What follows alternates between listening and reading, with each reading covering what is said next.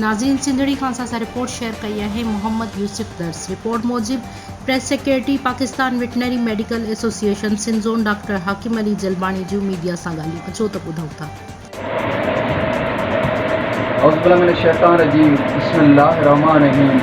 Doctor Hakim Ali Jalbani, press secretary of Pakistan Veterinary Medical Association Sindh zone. जीअं त असां Pakistan Veterinary Medical Association Sindh zone जा उहिदेदार ऐं सेंट्रल एग्जीक्यूटिव कमेटी जा उहिदेदार vice president doctor Mujeeb Ahmed Mahar sahab, press secretary doctor Hakim Ali Jalbani, office secretary doctor Awais Ahmed Memon, chairman of central executive committee doctor Quddus Ahmed Memon, CEC member doctor Ahmed Saeed Memon, doctor Ali Nawaz जत वरशहर घोड़ाबारी ज़िले ठटे में जन जन में इनके धमकियूं ॾिनियूं आहिनि, जन जन बि इनके कातिलाना हमला हिन ते कया आहिनि। असां सख़्तु लफ़्ज़नि जी मुज़म्मत कयूं था। असां DIG हैदराबाद खे SSP ठट्टो खे रिक्वेस्ट था कयूं त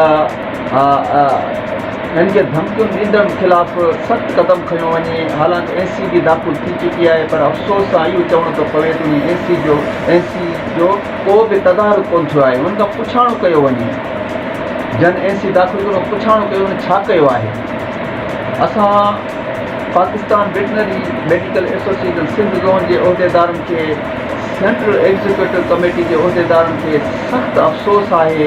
असांजा वेटनरी डॉक्टर गवर्नमेंट जा हुजनि या प्राइवेट डॉक्टर हुजनि, मालवंत माण्हुनि जी ख़िदमत कनि था। उन्हनि जी हिकिड़ी फ़ोन ते उते फील्ड में पहुची वञनि, पर अफ़सोस इहो आहे त वेटनरी डॉक्टर जो को बि क़दुरु कोन थो कयो वञे। उन ते कातिलाना हमला थियनि था, उन्हनि जूं चोरियूं थियनि थियूं, उन्हनि खे धमकियूं मिलनि थियूं ऐं इहा बेवाजिबी आहे। छो त पाकिस्तान जी मईशत जो दारोमदार लाइव स्टॉक एंड एग्रीकल्चर ते आहे। जेकॾहिं तव्हांजो लाइव स्टॉक तंदुरुस्त ऐं तवाना आहे त तव्हांजी मईशत तरक़ी कंदी, तव्हां तरक़ी कंदा। जेकॾहिं तव्हांजो लाइव स्टॉक तंदुरुस्त ऐं तवाना न आहे त तव्हांजी मईशत तरक़ी न कंदी, तव्हां तरक़ी न कंदा।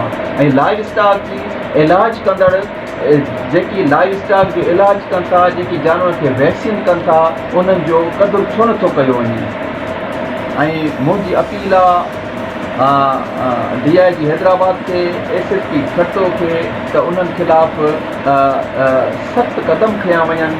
जन असांजे डॉक्टर खे धमकियूं ॾिनियूं आहिनि ऐं जन असांजे डॉक्टर जी तज़लील कई आहे ऐं उन्हनि ख़िलाफ़ उनखे गिरफ़्तार करे असांजे डॉक्टर खे पुरसुकून ज़िंदगी गुज़ारणु ॾिनी वञे ऐं उनजे अहल अयाल खे पुरसुकून ज़िंदगी गुज़ारणु ॾिनी वञे। महिरबानी।